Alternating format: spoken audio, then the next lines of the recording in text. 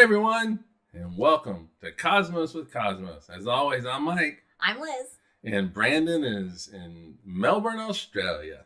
Mike? But not anymore. If you're listening to this in the future. He hopefully is going to be in Salt Lake when you're listening to this. Today, we're going to be talking about measuring the universe. What? Yeah, because, we've talked about... Oh, by the way, this is our 88th episode. Hey! Not counting shots. And there have been 31 shots. Crazy 88s. Yeah, so now I'm looking forward to episode 100. Happen later this year, maybe. But anyway, so we've talked about over these 87 previous episodes, including the shots, about all these, amazing things out in the universe. And I thought a couple weeks ago, last week, it might be kind of fun to talk about just how we actually measure these things. Yeah, because it's big distances and we don't have tape measures that are long enough to get anywhere. No, we don't. No, we don't. And so that's what we're going to be talking about today. And so it's a terrible outline. I'm just going to throw that out there. Oh my gosh. It got to a point where I'm like, I'm just not working on it anymore. I'm going to go enjoy my Sunday. But anyway, what you drinking? Oh, I am drinking the Paloma Effect because it is officially Paloma season. It is officially. You got your first Paloma yesterday. Was it yesterday? No, 2 days ago. Friday. Yes. Friday. And it's basically it is orange infused tequila, grapefruit juice, simple syrup or sugar or something, and Sprite. All right. It is with lime juice. With lime juice. Yes, I had to think about for a second. Yeah, there's lime juice, sugar, to knock down some of that tartness, grapefruit juice, and you're supposed to infuse just regular tequila with oranges. Well, we infused orange infused. Yeah, we got orange tequila, so it probably tequila. It's double orange. Probably has a nice little orange. I could actually use a little bit more grapefruit, actually. Okay. Because I do like the grapefruit. It's good to know. And the Sprite is supposed to sit on top, but I don't think I've seen anybody actually drink it that way. So. Well, we like to mix it in. It does. When you do pour the Sprite on top, just enjoy the gradient for a moment. It has a nice ombre. Yeah, it goes from this beautiful kind of pinkish to a real kind of clear with a hint of pink on it, and so it's really kind of nice. Well, what are you drinking? I am drinking what I am calling the Zeman Effect. And oh! You thought I was kidding? It's in the notes. I didn't. Did I say the Zeman Effect? It's actually I left the effect off. It's the Zeman. Oh, Zeman. Okay. But basically, this is what is this? This is peach vodka with bourbon with simple syrup, and you're supposed to add lemonade. But I was like, I'm going to do strawberry lemonade for this one, and it's not bad. Ooh, I like the strawberry bourbon and the vodka. I gotta taste this. Yeah, and it's and this is actually supposed to be the stronger drink because I added. It actually has a nice gradient at the bottom. I can't really see it on camera, but it goes from like, it just goes to like clear at the bottom, which is kind of an interesting. Yeah. Anyway. And so it's supposed to be more of a pink, peach color, but I have yet to find a lemonade that will give me that peach color. Maybe a yellow lemonade. Let's see. Jack has pistachio and mint cocoa on a windy day. Oh, that sounds good. And in honor of the last Picard, of course, Mom has Earl Grey tea, hot. Yes, but is this the last time she's going to have it? That's her traditional podcast. No, that's her. Yeah, she's.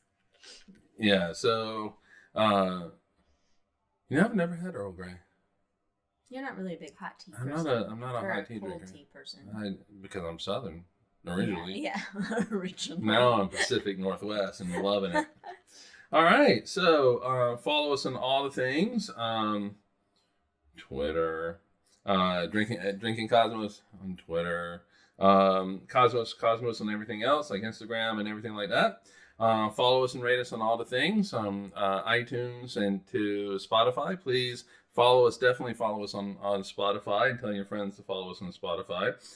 Apparently, whether they listen to it or not, it doesn't matter. It's all about followers. That is the culture nowadays. All about followers. It's all about the followers.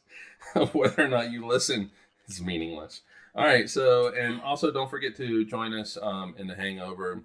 Last week was very political. Who knows what's going to happen this week? So I'll try to tone down the politics, but it probably won't happen. Anyway, we also have a lot of people that you should check out as well. Wildixia on Etsy. Wildixia. That is Katie. She's got some amazing art that is there for you to enjoy, and more importantly, to buy from her. You can check out Ron Proctor at the Mr. Proctor Show. He does a lot of great stuff with, talking about, well, he talks about politics as well, but also, education, from formal education to informal education. Speaking of informal education and planetariums, check out Jack at rollingbluffsplanetarium.com. So if you are in the Council Bluffs, Iowa area, definitely go check Jack out and let him show you the wonders of the universe in his dome. And if you're not in the Council Bluffs, Iowa area, go there for one thing, but also support your local planetarium and visit them. They definitely need the money, and they are some of the most passionate people that you'll ever meet. And also M42 Creative. I got nothing else to say about them. So that's us. So that's why. I don't know why I just didn't think until the 88th episode to say M42 Creative. Well, because people don't usually promote themselves. No, but I am. All right, so other than the whole beginning where we're like, follow us. Yeah. Also, definitely check out The Shot. We have some till June, right? Isn't that what you said? So we need to make some more. Sure. They come out every other Wednesday. Mm-hmm. There's one coming out this Wednesday. Hold on, let me check a handy dandy calendar on my handy dandy technological device that's more powerful than people landing on the moon the first time. We have a Shot episode coming out. What day is today?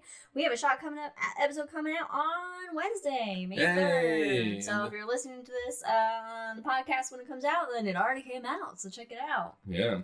And that's really, the Shot is where we take little small, bite subs, drink size shot morsels of shots of science, shots of science and history and astronomy and all that kind of great stuff. And of course, as always, if we have some rules that we all must follow, otherwise society breaks down. Well, too late for that. If a puppy barks, who knows if they will or not? They appear to be downstairs or something. But anyway, if they bark, then go ahead and take a drink. If there's a Star Wars reference or a Lord of the Rings reference, always please take a drink. With whatever you got. Yeah, you don't have to be drinking alcohol, which obviously most people don't on a Sunday afternoon. Yeah, you don't have to be functional alcoholics like us. All right, so let's go ahead and let's dive into this. Let's get started. Yeah, measuring space. We know how far away stuff is in space, which seems impossible because things are so far away in space. Everything is far away. Even just measuring how big the Earth is seems like a daunting task, and the Greeks did it. Yeah, and that was just two sticks in the ground. Yeah. And they were actually pretty accurate with it too. And they actually figured out the Earth was round, which they knew beforehand, and not flat like some of these crazy ass no one people. ever thought that Earth was flat. Okay, people. Otherwise, they wouldn't have gone sailing out too far. They wouldn't have. Yeah. Anyway. So this is what I was thinking with this was also measuring how far things are, but also talking about how we actually measure what something's made out of. Oh, that type of thing. That is a measurement, isn't it? It is a measurement, yeah. But first, we must understand what we receive from these objects, because the only thing we receive is light. That's all we receive. That's it. Light is data. Light is information. Yeah, and in fact, actually, it has a lot of information in it. But when we look out into the universe, that's all we see. And in fact, when you don't have to go out to the universe, for me, experiencing this room that I am through this podcast is all I'm receiving light information from everything that tells me that I have a monitor in front of me that has these little strange little symbols on it that we call letters and words. Is that what those are? Yeah, and across the room from me, there's a picture of where Liz and her family used to live and all of that. And so I am experiencing everything through photons, and I am quote unquote touching your hand right now. The reality is that I'm not actually touching you. So really, when kids do that, I'm not touching you. They can just actually just be touching and be they like, can be I'm touching not and not touching you. I'm not.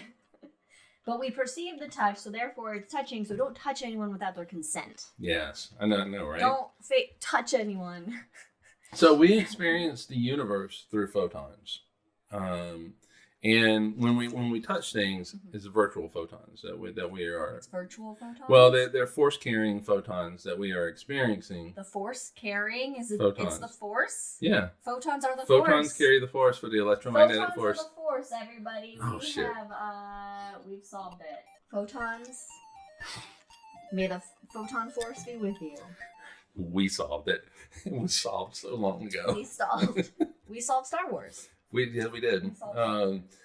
But yeah, anyway, so I think we should start off. What is light? What is light? Yeah. Baby, So, don't blind me. Don't blind me no more. All right. So there's the visible light that we all enjoy from Yes. red, orange, yellow, green, blue, indigo, and violet. Yes, the rainbow. Right. Everybody experiences the rainbow. But some of us like it more than others, apparently. But there's a lot of light that we can't see. And so we're just going to kind of, I say quickly, it won't be quickly, but we're going to step through these invisible light forms of light. Ooh. Yes. We're going to begin with infrared. So these, we're going to go with a little bit of a longer wavelength than red. And so when you look at the visible wavelength, red has the longer wavelength, and then the wavelengths slowly get shorter until you get to violet, which is the shortest wavelength of light, of visible light.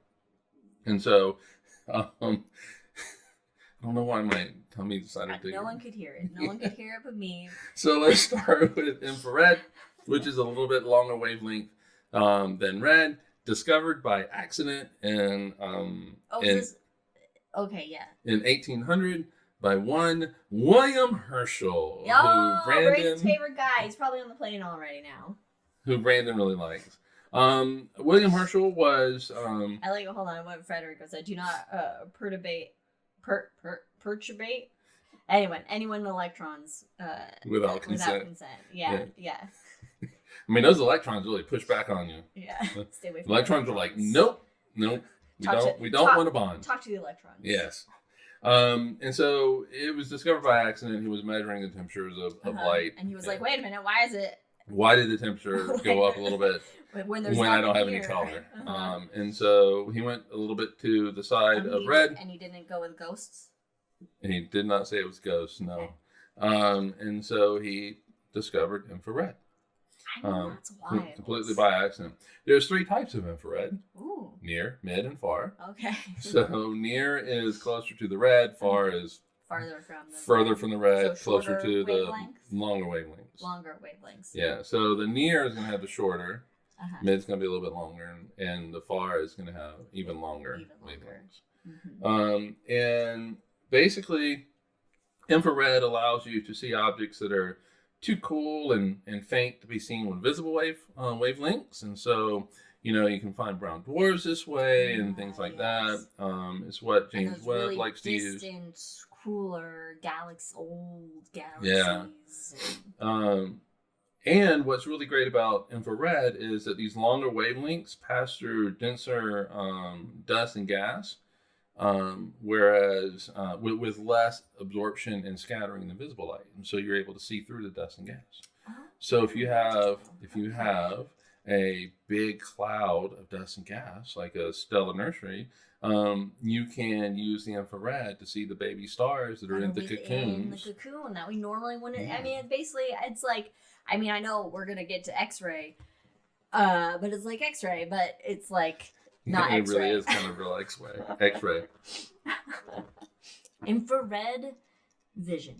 Yeah, and so we use it to study the universe that we live in, the larger universe. I see things at night better. Yeah, and night vision goggles use infrared, and that's really cool. Yeah, that's actually is really cool. The eyes But look then crazy. there's animals and stuff that do see infrared. Yeah, snakes. See. Don't snakes? Snakes, maybe? I don't know. Yeah, snakes Yes. do because they see they're looking for the heat of things. Oh, that's right. They're prey. Yeah, and so snakes will see it. They're cold, so Yeah. they see the heat. But we don't always use it to look out into the universe. We sometimes use it to study the Earth, and so we've used it to study changes in temperature of the sea and the land.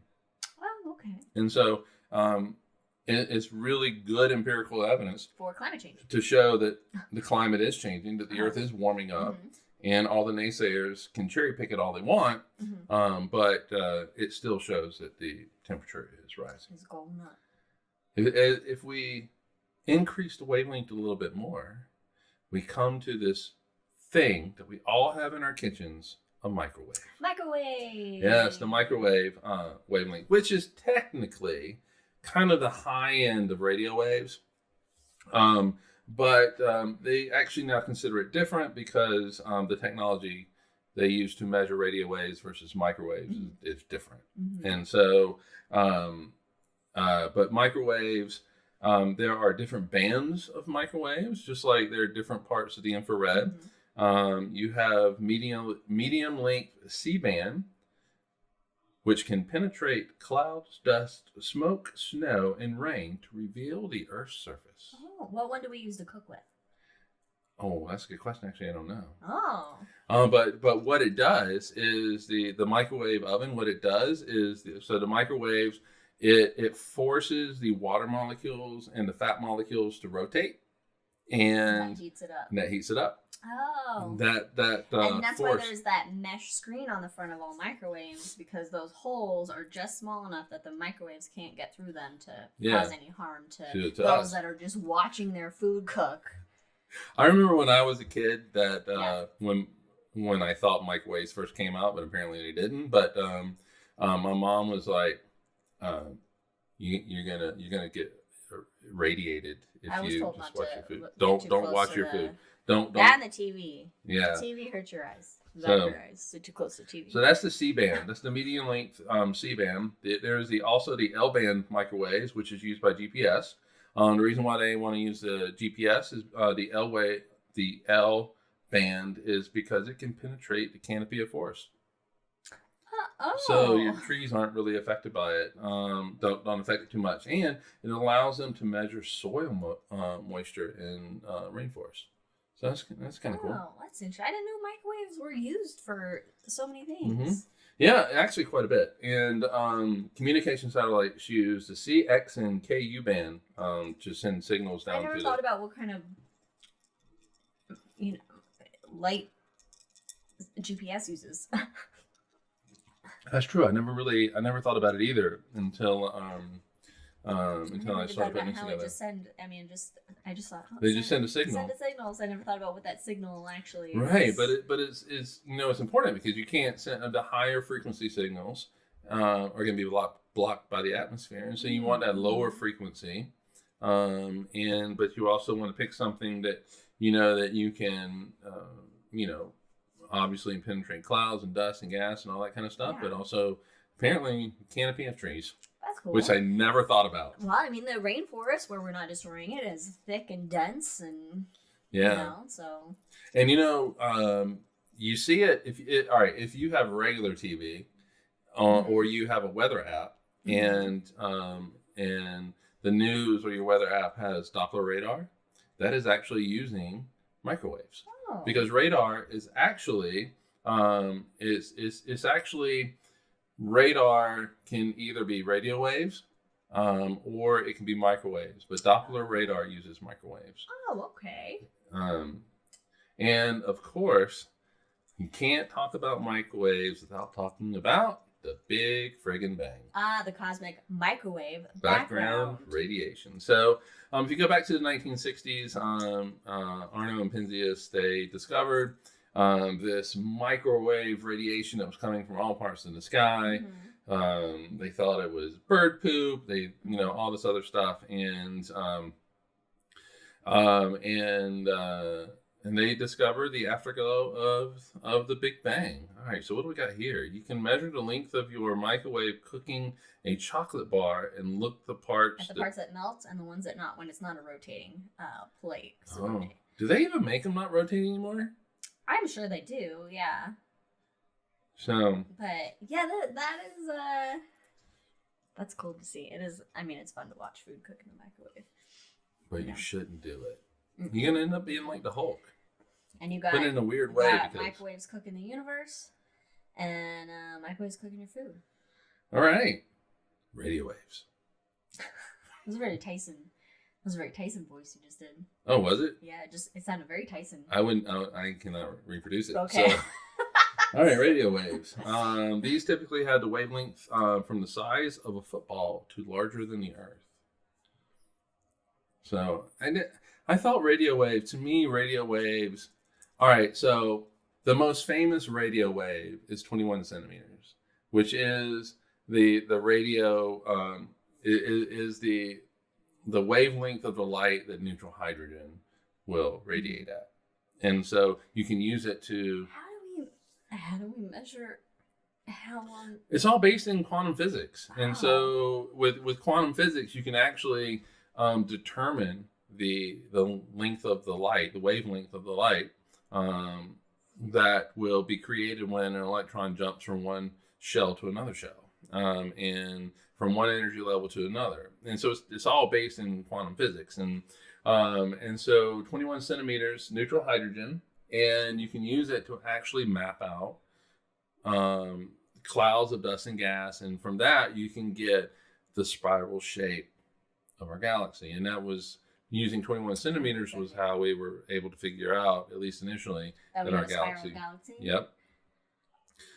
You have some like observational where you look out into you look into your telescope and you see other spiral galaxies and you see their shape and you're like, okay, the Milky Way kind of has that same appearance, and so we're probably in a spiral galaxy, but mapping out clouds of dust and gas really shows you that spiral shape, and then really kind of proves it, other than us just saying we think we live in a spiral galaxy.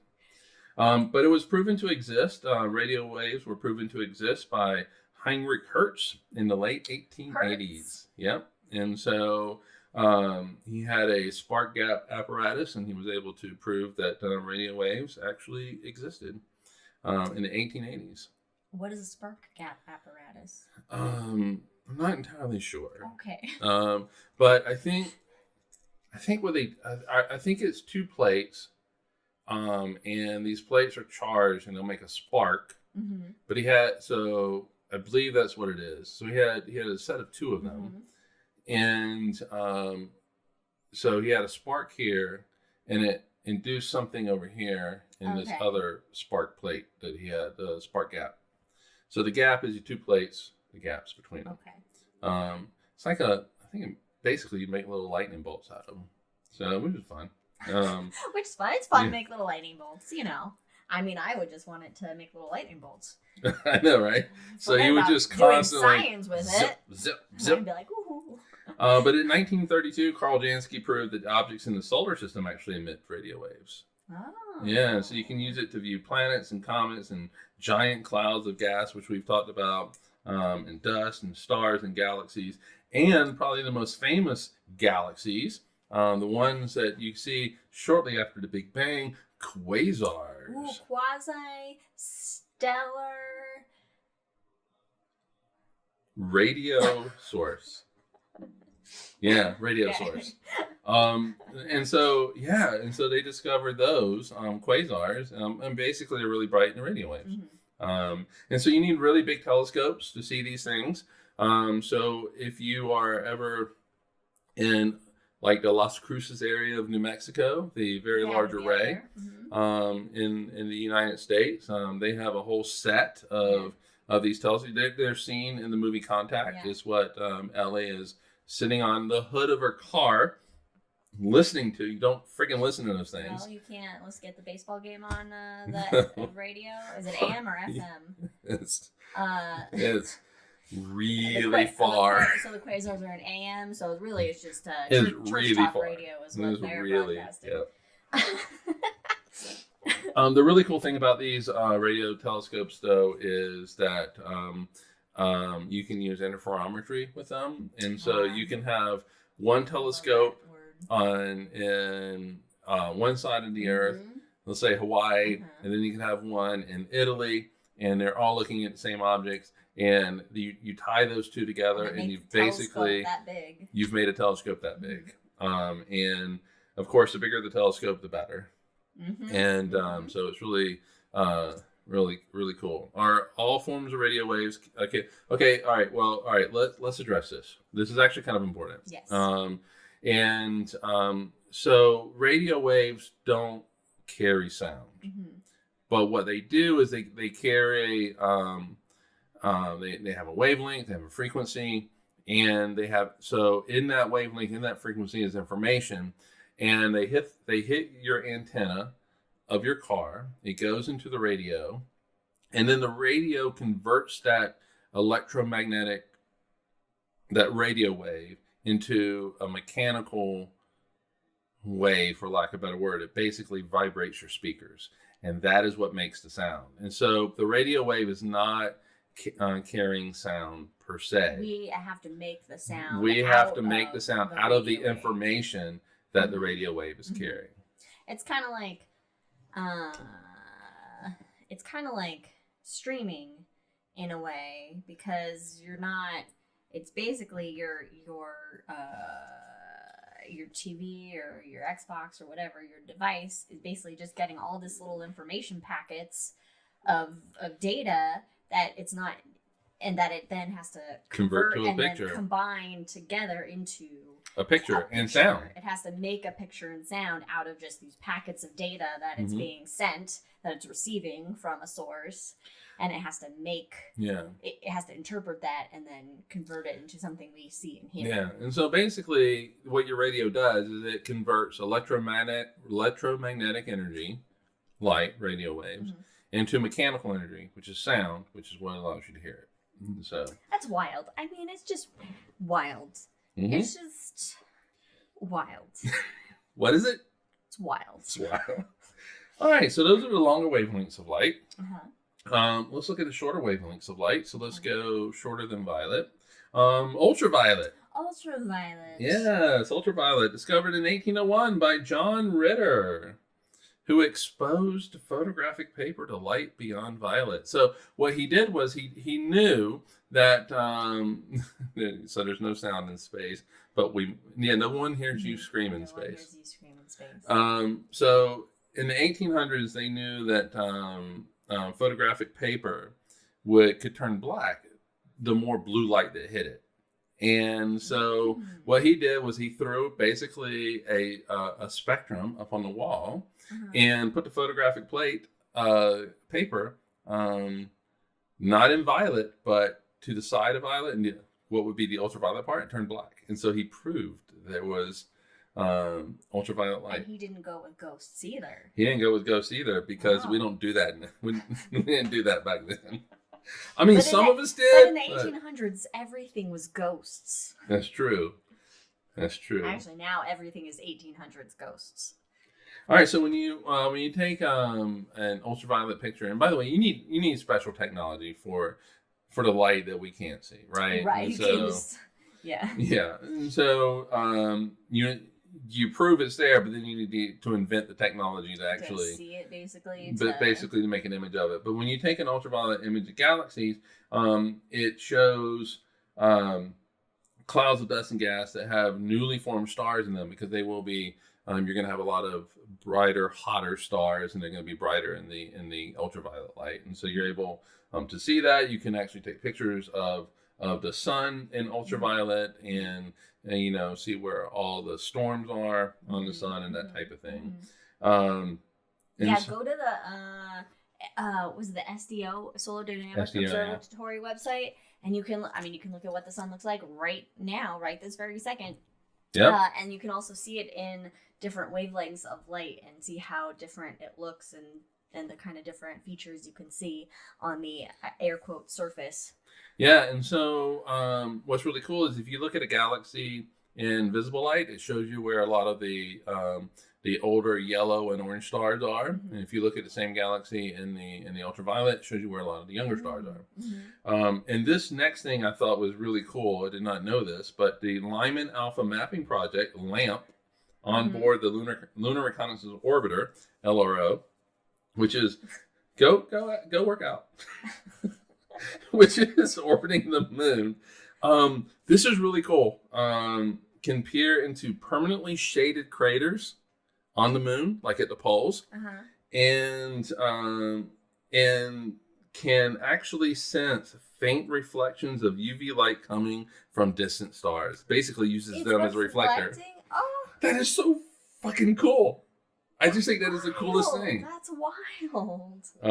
Okay, that's the word of the day. Wild. Yes, that is insane. So, all right, continuing on because I'm going long. Yeah, we haven't even got to measuring anything. Yeah, X-rays discovered in 1895 by Wilhelm Conrad Roentgen, and commonly known for when you need to go to the doctor or the dentist. Yeah, and so these show you extremely energetic events in the universe, and so. Short wavelengths. And the bones in your body. Yeah.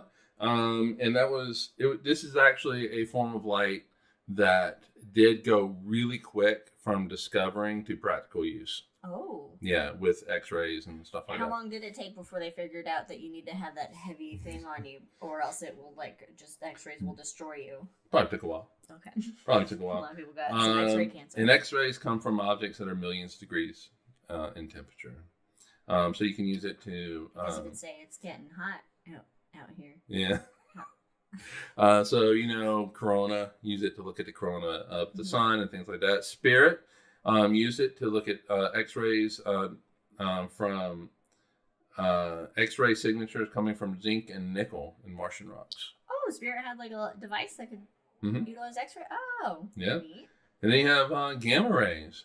These are produced by the hottest and most energetic objects in the universe. Yeah, that shit'll kill you real fast. Yeah, neutron stars, pulsars, supernova explosions, and regions around black holes. So accretion disks. That is and here on Earth, nuclear explosions will create a lot of gamma rays. A little gamma. Yep, lightning creates a lot of gamma rays. Oh, really? Mm-hmm. It doesn't just fry you. It also gammas you. Yeah, and also gamma you. Gamma. Like a lightning Hulk. So what's really cool about gamma rays is gamma ray. All right, so X-rays have a wavelength that is at least on the short side of wavelength of X-rays, about the size of an atom. Okay. Gamma rays obviously are shorter. It actually can go through the spaces between atoms, and so building a detector is quite hard. And so what they've done is they have created really dense crystals to detect gamma rays. And what it happens is the gamma ray comes in, it knocks off an electron. The electron moves off in a direction. The gamma ray actually loses some energy. You can detect the moving electron. You might actually even be able to detect the now reduced energy gamma ray. And it's actually called the Compton effect, but which is actually what I should name my drink. But anyway, it's Compton scattering, and that's how they kind of discover these gamma rays now. So, all right, and so those are the forms of light. Now let's get into what they tell us. All right, so with them, you actually can tell a lot about an object. Well, I should hope so, because that's all we got. It's pretty much all the data we have. Yeah. So that's all we can. And I think probably the main thing, the important thing that you can tell is what something is made out of. Oh. Yeah, and so when we look at a rainbow. Mm-hmm. It's just a beautiful gradient from red to violet, right? And everybody gets mesmerized, especially if there's two of them. People freak out when there's a double rainbow. Yeah, and those actually are kind of cool to actually see. So, however, though, if you were to take a telescope, if you were to shine a rainbow onto your wall, and then you would take a telescope, microscope, whatever you want to call it, and you would really finely look at the rainbow and zoom in really close, you could see little black lines in the rainbow. You don't need a special thing to see the absorption spectrum? No, I think the initially the absorption was somebody just took a real close look at it. They basically zoomed in on it and they were able to see it. And these little black lines. And now you do have like specialized equipment that actually will show you the absorption lines of an object. You can even take pictures of it and that type of thing. So, but I think originally the very first time was somebody actually just took a damn closer look at it. Okay. And so these little black lines in a rainbow continuum are called absorption lines. And what is going on with absorption lines is that as the light comes through either the outer atmospheres of a star or through our atmosphere or whatever, the elements that are in, say, our atmosphere will absorb some of the wavelengths of that light, and it creates these little black lines in what would normally be a continuous spectrum rainbow. What's really awesome, though, is that these little black lines, they are the fingerprints of elements. And so no single element has the same exact absorption spectra. No, because they all have different electron configurations. They all have different energy levels and things like that. And so they don't share the same fingerprint. These are the fingerprints of objects, of the universe, really, of the elements. That was one of my favorite labs in my astronomy class in college. Was we did a lab on absorption and emission spectra, and we had to do a little. Did you Davison and spill? Davison. He did it. He spilled, everybody. Well, we have a Davison over here. I got it on the iPad. But we had to then figure out what elements were what based on the fingerprints that we were seeing, based on the absorption spectra or the emission spectra that we were seeing, which was really fun. We had like these tubes filled with elemental gas, basically. Yeah. And there was various different ones and whatnot. And it was really fun and really cool to see because you don't think about. Yeah, well, you're probably seeing that. You were seeing the emission line, right? I think we did one with both. We had two different. We had like a special set of glasses for one, and then it did something else for another one, I think. But this is a great story about absorption line. Oh, and I love it. We've done a shot. What's the title of this story? Woman says "fuck you" to the patriarchy. Woman says "fuck you" to the patriarchy. Yeah. So a story on absorption spectra. Yeah. So in the early 1900s, most astronomers thought that iron was actually the most common element in the sun's atmosphere. Oh. Yeah. Well, let's hope not. And actually, that hydrogen played a very minor role in the atmosphere. We have a fly. There's a big fly in here. The person who solved this and said, no, all you people are wrong, was one Cecilia Payne. Oh, we did. We did a shot. Yeah, check out the shot on Cecilia Payne. Yep. She actually solved the puzzle and figured out the true composition of stars, Cecilia Payne. And she figured out it was mainly hydrogen and helium and not iron. There's really not a lot of iron in the atmosphere. Let's hope not. No. If our sun had a lot of iron, big bada boom coming. That's not good. Oh. Hold on. We got I stole all my dad's remotes. This will not work. All he wants to do is work out. That's it. Cameo from voice cameo from Podcast Dad. Yep. That's funny.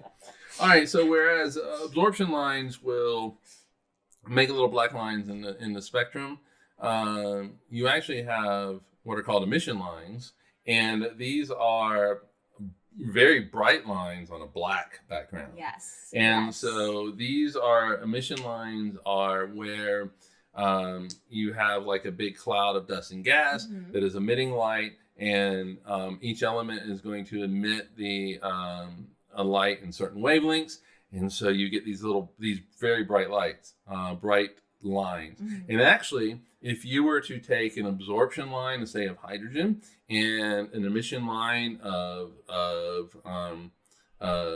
hydrogen, and you put them together, they actually make a continuous rainbow. Yeah, and so the emission lines fill in the gaps of the absorption lines, and so with the absorption lines, you can figure out the composition of a star's outer atmosphere or a cloud of dust and gas, as you have this continuous spectrum come through and gets absorbed.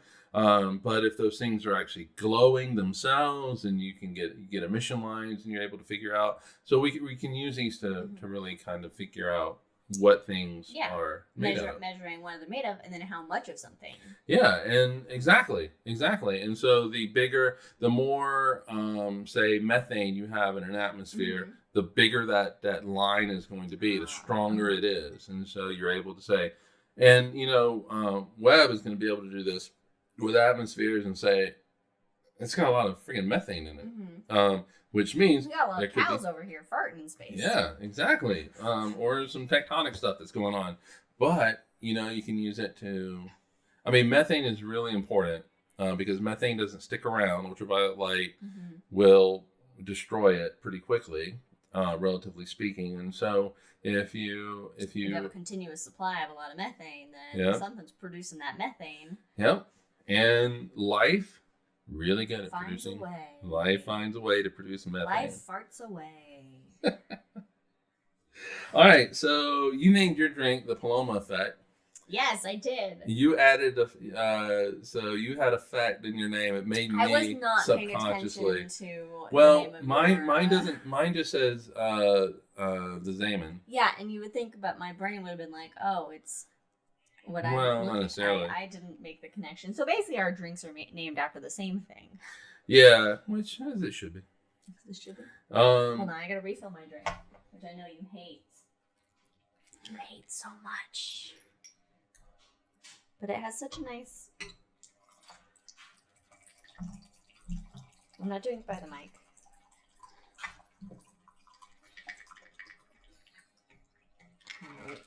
Yeah. I mean, it is. People know that we're drink refill sequence complete. Yeah. Resume podcast. All right. There is this thing called the Zaman effect. And is it Zaman? Yeah. You got the pronunciation? Yeah, he's Dutch. Oh, okay. Because it's spelled Z-Man. Yeah. It is spelled Z-Man, but it is Zaman. Yes. And so he was this Dutch dude, Peter.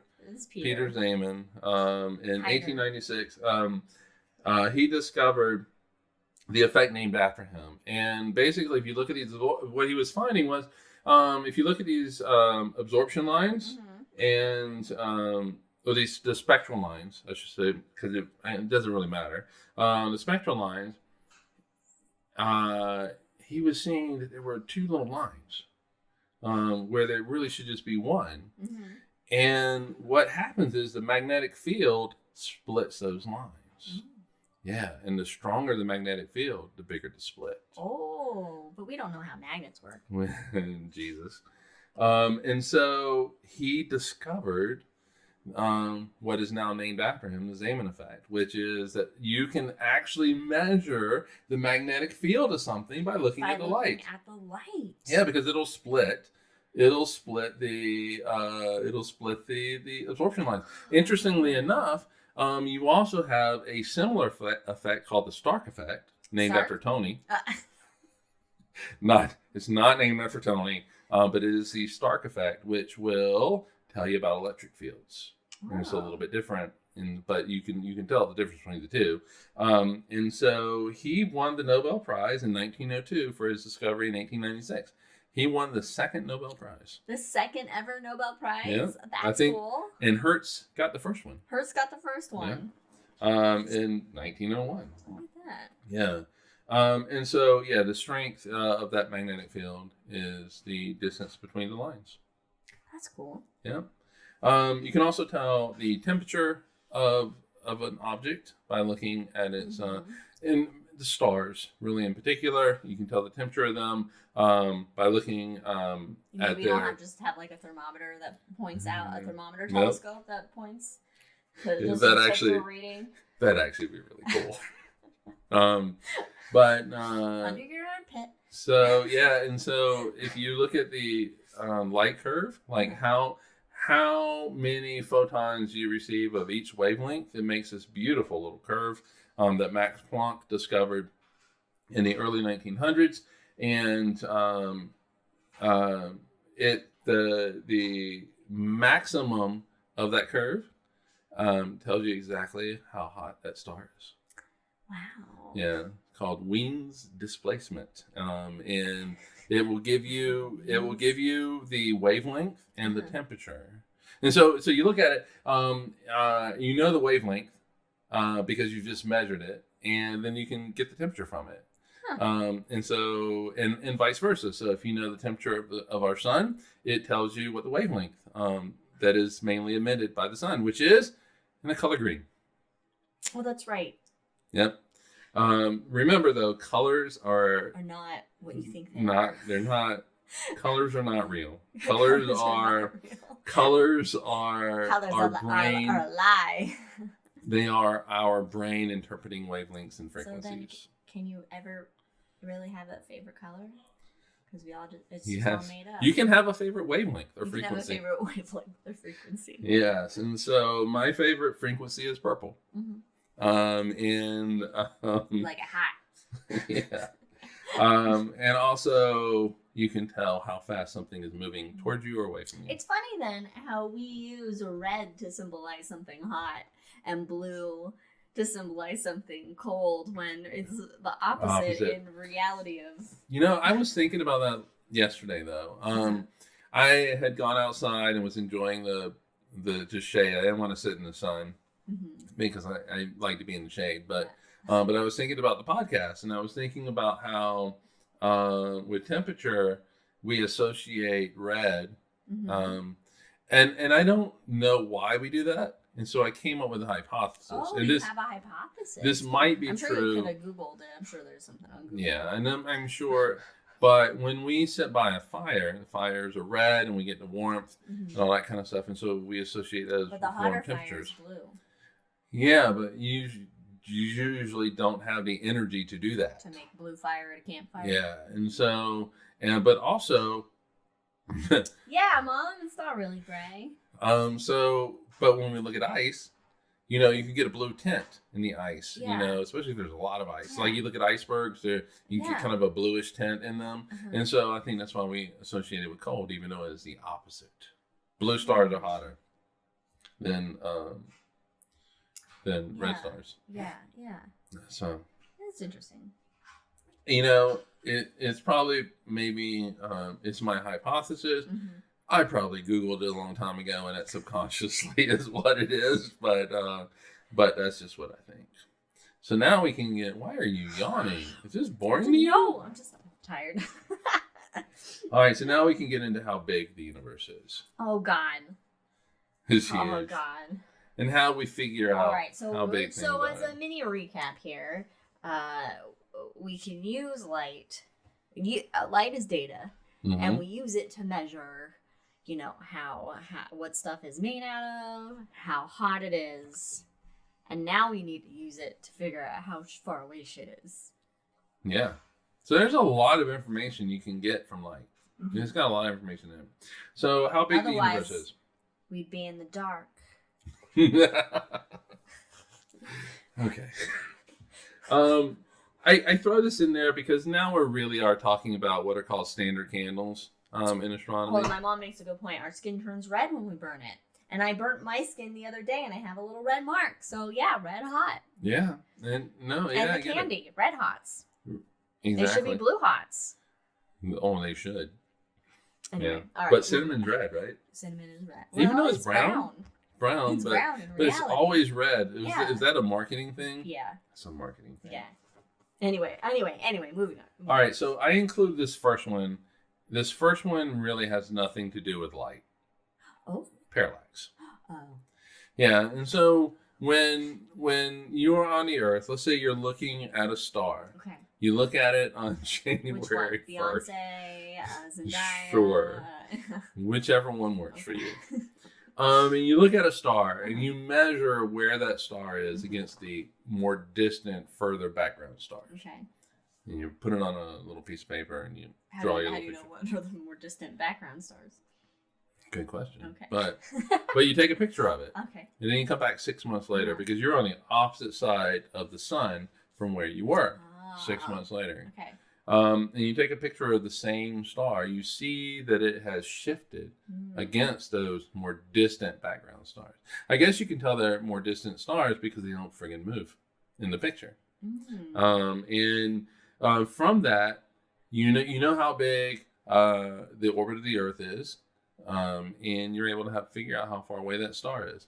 I guess it has to do with light because you are measuring light. You're taking a picture of it, but to me, it's not information that's actually carried in the light. In the light, yeah. Yeah, it's just kind of an optical thing. And so you can do it with your thumb. Yeah, isn't it like when you switch your eye? Yep. And then it's like Yep. your thumb appears to move even though you're not moving your thumb at all. Yeah, and so yet there's distance between your eyeballs, so yeah. So if you hold your thumb out and you look at it with your right eye, huh? I said everybody do it with us. Yep. If you look at it with your right eye, notice where it is. Now look at it with your left eye. Notice where it is. It shifted, and technically you could use that shift to measure the length of your arm. You can also figure out which one's your dominant eye with it. Just by how easy it is to close your eye? No. And so if I look at my thumb right now, it's right on top of, to me anyway, the camera. Yeah, you're pretty spot on there. It's pretty good. Yeah, and so now if I look at it with my right eye, it's still on top of the camera. If I look at it on my left eye, it's off to the left, off to the right. So my right eye is my dominant eye. Oh. Yeah. Now look at it with both lights open, both eyes open. Okay. And notice where it is. Well, they both move to the side of the camera. Okay. All right. Do I have even? I guess you got even eyes. I got even eyes? Is that why I have 20/20 vision? No. Oh. It's completely unrelated, okay. but okay. My eyes. Because I don't have they 20/20 are vision in my both right eyes. dominant because they're 20/20. Okay, yeah. Which means I should have good hindsight. What? You should have good hindsight because I have 20/20 vision and hindsight is 20/20. Yeah, but we all have good hindsight. Oh, hindsight is always 20/20. Oh, I get it now. Yeah. Oh. All right, but these I should have good foresight. Anyway. Yeah, okay. actually. Yeah. Okay, so these couple of things you can actually use to measure the size of the universe. Cepheid variables. Cepheid variables. From the constellation of Cepheus, the king. Wow. We still got it. Henrietta Swan Leavitt in 1908 discovered. We had a shot on her, I think. If not, we talked about her. Yes. If not, we should make a shot on her. In 1908, she discovered a relationship between.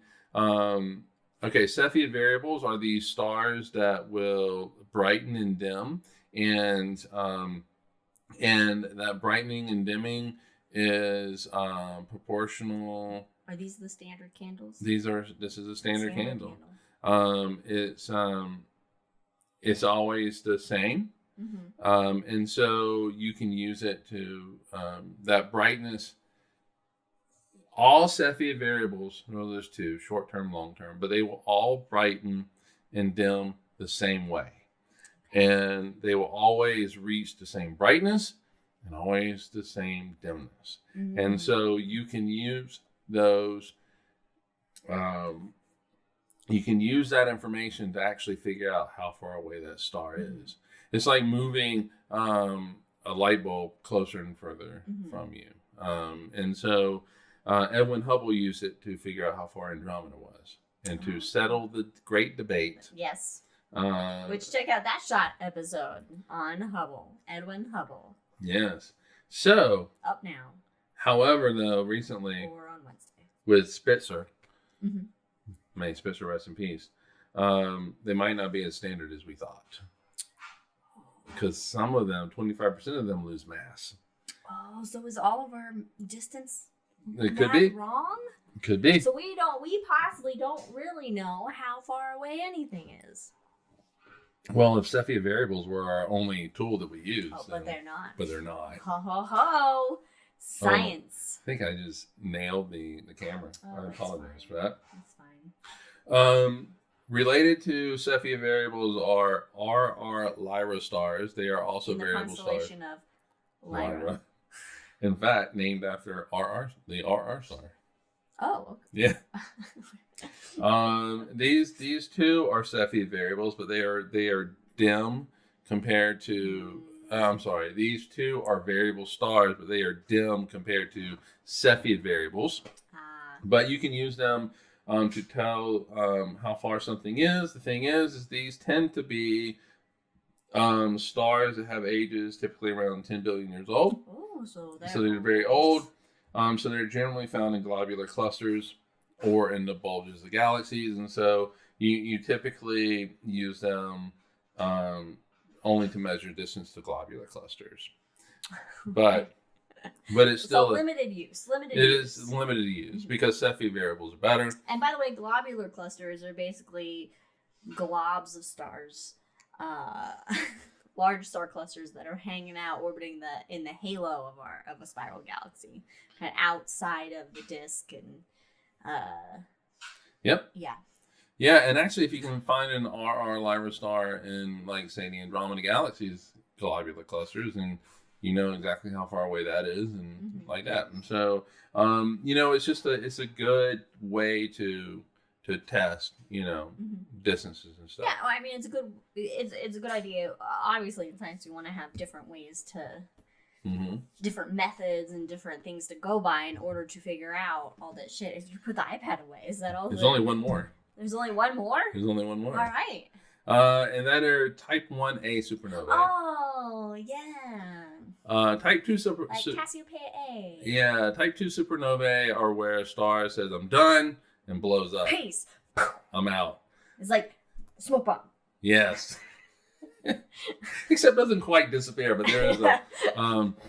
Type 1a supernovae are supernovae where a white dwarf explodes in a supernova explosion, and basically there's about 1,000 per year of Type 1a supernovae. They always brighten and dim in the exact same way, and you can use those brightness curves to figure out exactly how far a galaxy is. These supernovae, you can see them across the universe is what you can do, because they outshine the galaxy. They outshine the amount of energy that our sun produces in its entire lifetime. So these are very bright events. And so you can... Do they shine like a diamond? For a bit until they don't. And we used to think that we had a pretty good understanding of what actually forms a Type 1a. We used to think. Yeah, and so what they thought happened was that a white dwarf would pull off material from another star, and so that would accrete onto the white dwarf. It would get to a certain thickness, which is going to equate to a certain amount of heat, and that mass. It just can't handle it. Can't handle it, and it actually creates this runaway thermonuclear explosion, which destroys the white dwarf and creates the neutron star. it creates the Type 1A supernovae. And then I think in 2018, this weird one happened. And so a weird one happened, which wasn't quite what they were expecting. And so they're like, uh-oh. Yeah, and so there were some astronomers who set about trying to figure out what was causing the issue. I mean, what was causing what they saw, and they came up with the idea of really what was going on was you had a neutron, a white dwarf. I don't know why I want to keep saying neutron star, but a white dwarf that was orbiting another white dwarf, and that the one white dwarf was able to pull enough to. Yeah, and so white dwarf A was stealing helium off of the other white dwarf. White dwarf B. Yeah, white dwarf B. And of course it exploded in this Type 1A supernovae, which then basically you have lost half your mass in the system, and it makes the other white dwarf just go careening out into the universe. These high-speed runaway white dwarfs. And so runaway white dwarfs. Yeah, and so the astronomers were like, okay, here's the thing. If this is actually what's happening, then and this type of situation perfectly showed how we don't know jack shit about the universe. Well, that too, but it perfectly showed a light curve that they had witnessed for this weird Type 1A supernovae explosion. And so what they said was, what you should find is either 0 runaway high-speed white dwarfs, or you should find them. And astronomers found 3, which isn't a high number, but it's also not 0. You should find 0, or you a should billion. Find. You should find 0 or a billion. Found 3. And they found 3. Well, I mean, 1,000 of them happen every year, and so you should be able to. I mean, but these are find kind of dim. Some that are runaway. Yeah, and so like Tom Petty, runaway. But anyway, but they found 3, and so now they're not entirely sure. And so, but in the end, that's just the process that creates the Type 1A supernovae. Wow. It still reacts the same way, and so there's still a good standard candle. It's just that we don't understand the mechanism necessarily. Yeah. Kind of cool.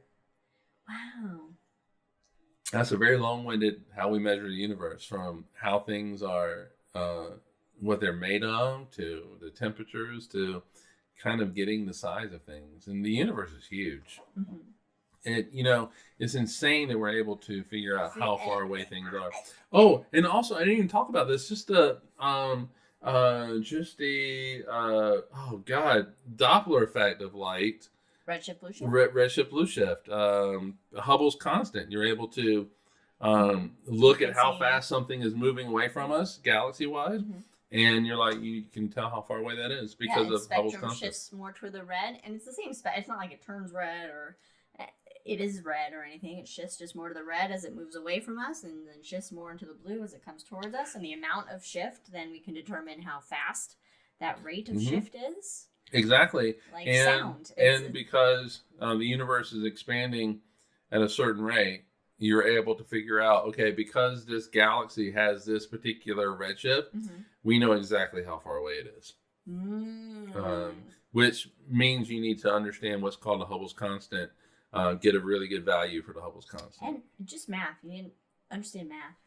You do have to understand You gotta understand some math out there. Doesn't work for all galaxies. The Andromeda galaxy is heading towards us right now. But it's close. It's coming towards us, and guess what? It's not going away. No, in 5 billion years, it's gonna hit. It's gonna bam, bam, bam, bam. We're gonna merge. We're gonna do a little dance. We're gonna do a dance. So we're gonna do a dance first. Many millions. Many years. Well, what we'll do is we'll swing past each other first, and then we'll merge. Well, yeah, so it's a dance. It's a dance. It's gonna be a beautiful dance. You can dance if you want to.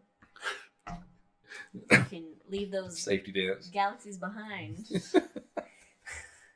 We can dance. You can cannibalize or merge together. I don't know. Meanwhile, when you were talking about runaway white dwarfs, I was going Run away. Every now and then I'm just a little white dwarf stealing material from my binary partner. Oh, that's good. Run away. That's actually really good. All right. That's good. That's good times. I still don't know. I don't know. It's how we understand things. Still. By the way, where is the Skittles? There are. How do we measure stuff in space with Skittles? Do we want to say Skittles for the hangover? Well, I did tell you I didn't do any calculations. I thought you did calculations. I did one calculation that would tell you how many Skittles it is between here in Melbourne, Australia, because Brandon asked. All right, so but then I was like, oh my God, I didn't do any Skittle calculations. But there are 1.3606 billion Skittles between here and Melbourne, Australia. So either we use light to measure the universe, or we can taste the rainbow with Skittles. Exactly. And with that, light is a rainbow. Light so is a rainbow. Skittles. Oh yeah, yeah. Skittles are light. Skittles are light. Skittles are the key to the universe. We should be sponsored by Skittles. Are all the gay haters not eating Skittles? Do they? They don't. Yeah. Do homophobes taste the rainbow? I really want them to, just because of. These are the burning questions we ask on Cosmos with Cosmos. All right. We will not be with you next week because we will be moving. We will be moving. And so this does not interfere with other plans that we have later in the summer, in particular with Katie's birthday and an NoFX concert that we're going to go see. We are going to come back to you in 3 weeks. So on the 21st? On the 21st is when our next episode will be. It will be a High in the Sky episode. Do we want to do like gay High in the Sky then? Because that's going to go out in June, right? Because we'll have one in June. Okay. So I mean, it's going to be mid-June, but that works. Yeah. So we'll do. Well, in June, we'll get gay in June. All right. So, so we'll see everybody on May 21st, right? Is that what I just said? Because I put the calendar away and I already forgot. Hold on. I think it's May 21st. And May 21st. May 21st. Right, because I want to be eating these butter chocolate chip cookies. My God. Brown sugar chocolate chip cookies? Yeah, brown butter chocolate chip cookies. On Memorial Day weekend. I don't want to be dealing with this. Right, Cosmos with Cosmos. Well, no, because Katie's going to be at our house. I know.